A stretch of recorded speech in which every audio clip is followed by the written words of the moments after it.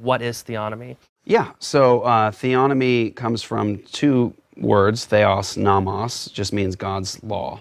It's as simple as that, God's law. And theonomy, the understanding of theonomy, the nuts and bolts of it, even if there's disagreements amongst theonomists, is that God's word is the standard. If you ask the question of, is this right or is this wrong, or what ought we to do, it really is, the best way I can say to describe it is the principles of sola scriptura applied to all areas of life when it comes to moral oughts, issues of justice, those sorts of things. So the essential assertion is God has spoken. God has spoken. And so when we ask the question of what ought somebody to do, or what is the absolute standard of justice, the answer for us is, well, God has spoken. God says, thus saith the Lord. And so that is the fundamental assertion of theonomic ethics, is by what standard?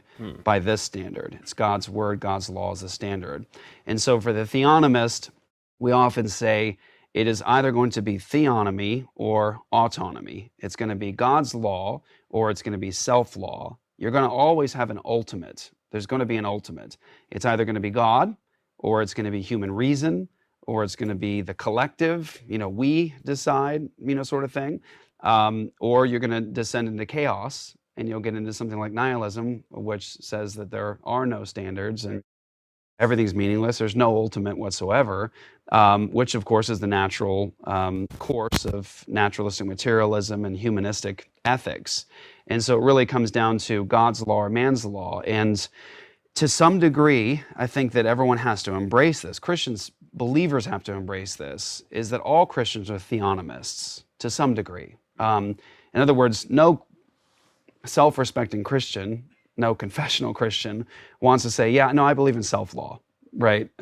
We all say God's law, but it comes down to a question of how do you apply that? How do you apply God's law? Like, what parts of God's law are no longer binding or obeyed in the same way today?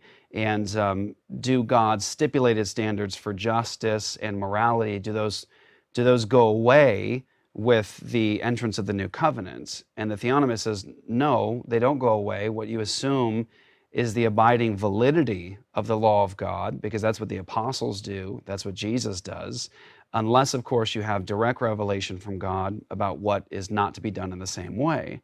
And so the basic outline of a theonomic perspective of ethics is that God's law has abiding validity, it is continuing, but we recognize that there are definitely transformations and changes, and we only have a right to essentially highlight those changes or enforce those changes if the New Testament revelation gives us that permission or that description. So for example, best way I think to describe it is, you see in the New Testament that post-cross, post-resurrection of Jesus, post-ascension of Jesus, you see the apostles in our New Testament record assuming the abiding validity of the law of God throughout the New Testament record. Now, mind you, that timeline is very important.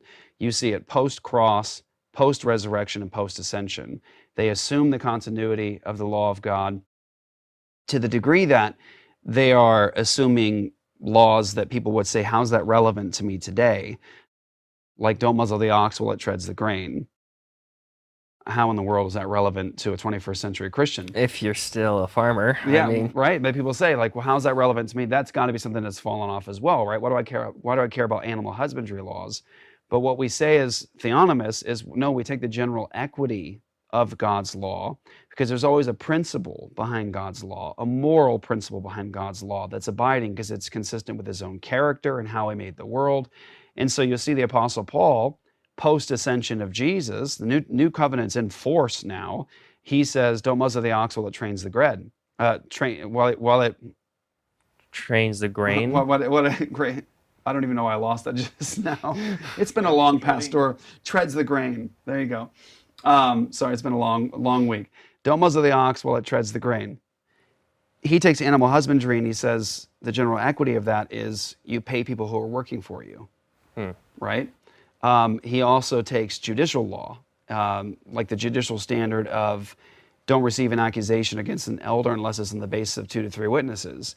That's something you see from Jesus, Matthew 18, church discipline. That's something you see throughout the Gospels. Jesus mentions that law in terms of witnesses, and you see it after the ascension of Jesus by the Apostle Paul. He just assumes the continuity of the judicial standard of don't receive an accusation unless it's with 2 or 3 independent lines of witness. So you see animal husbandry. You see the judicial standard of witnesses upheld. You see, of course, the 10 Commandments, the assumption of the 10 Commandments and the continuity of that in something like Ephesians, where Paul speaks directly to the children, and he says, children, obey your parents in the Lord, for this is the first commandment with a promise. You see it really throughout the New Testament, the assumption of continuity, but you also see, of course, transformations in the administration. So, for example, we're not sacrificing animals anymore because Christ is the ultimate sacrifice, the perfect sacrifice. We don't have a priest going into the holiest place for us once a year because Those are like ceremonial sacrifices. it's been finished, right?